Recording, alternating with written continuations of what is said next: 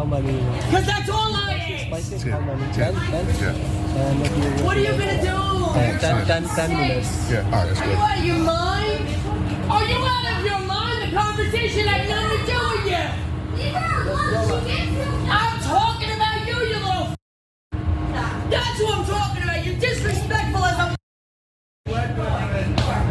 Ignore. Don't teach your son how to have respect for adults. Just ignore. Would you like a trophy for him too? Just for showing up? I hope to God you're talking to him right now. Because today is the day my kid died. So unless you and him want to die, I'd shut the up. You inconsiderate little white trash, net face having.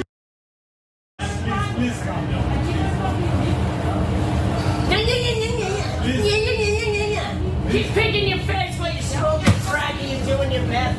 Give me 2 packs of Maverick, please, too. Sharon lashing out at a child. Did you hear the cries? Lashing out at a child who did nothing more than stand up for his mother. Senator, I'm going to let you unpack this one. One thing I noticed over and over as, besides the mouth, the constant, the just deranged way of speaking to a child and acting a fool in this convenience store was that she kept on her tippy toes, as if she needed to stand bigger and louder and just overpowering. Again, a child. Who is this kind of person, and where does this deep, dark, disgusting anger originate from? Great observation, Sharon, on the tippy toes. I didn't notice that at first, but now that you said it, this woman needs help. I mean, you talk about a mental health breakdown right then and there. I think, did I hear her say this is the day that her child died, her kid died? I thought she said something like that. And if you guys don't want to die. So it's clearly that's, if in fact I'm right that she said that, that still does not excuse, that does not excuse her behavior, but it's very clear that she was triggered. She was having a mental health breakdown. However, you don't talk to nobody's child like that. So either she gonna get some mental help or she gonna get her butt kicked. And she could not have talked to my child like that. Yeah. You know, my grandmother had many, many sayings, as the viewers of TYT know. My grandmother used to say, you mess with mine, I'm going to jail and you going to hell. Because see, this is how this gonna roll. You do not talk to somebody's baby the way that she did. She was out of line. And if she was having a hard day, obviously, if in fact it's, she lost her child, that is a painful burden for any parent to bear because it's really out of the natural order of things as we see life. That if Mother Nature takes a course that we're accustomed to, then it would be the child bearing the parent or putting the parent to rest. Excuse me, I'm my tongue tied on that word. But really sad to see this woman act out in that way. Yeah, it is. And you raise a few points here, and I tend to agree with you. I can't imagine, I don't want to, and I feel for people who have lost their precious gift, right? Their child. It's untenable. But when I imagine that so many others have, sadly, this is a privilege to be able to spew and act out in this way and not be tased or taken to the ground or worse. When you talk about mental health, I agree with you. This is perhaps what we're seeing was a mental health episode. I recently had a conversation, might have been yesterday, with a Black Republican friend of mine.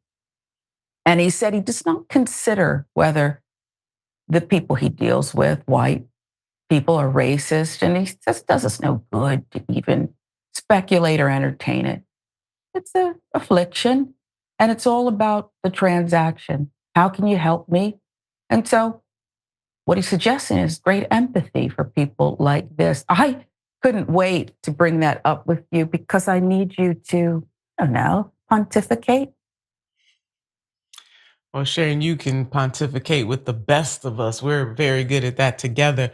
I understand what your Republican friend is saying, but you cannot you can't just ignore systemic. See, people get confused about what prejudice is you discrimination from an individual, prejudice from an individual does not have this type of systemic impact that when you have it on whole of a country in its policies, what we see socially, politically, economically, environmentally, that is what we mean by systemic racism. So in that, I disagree with your Republican friend. Now, if he's trying to say, take people as they come, have some empathy for individuals, then okay, I can agree with that. But we just cannot we can't just say, oh, don't worry about it.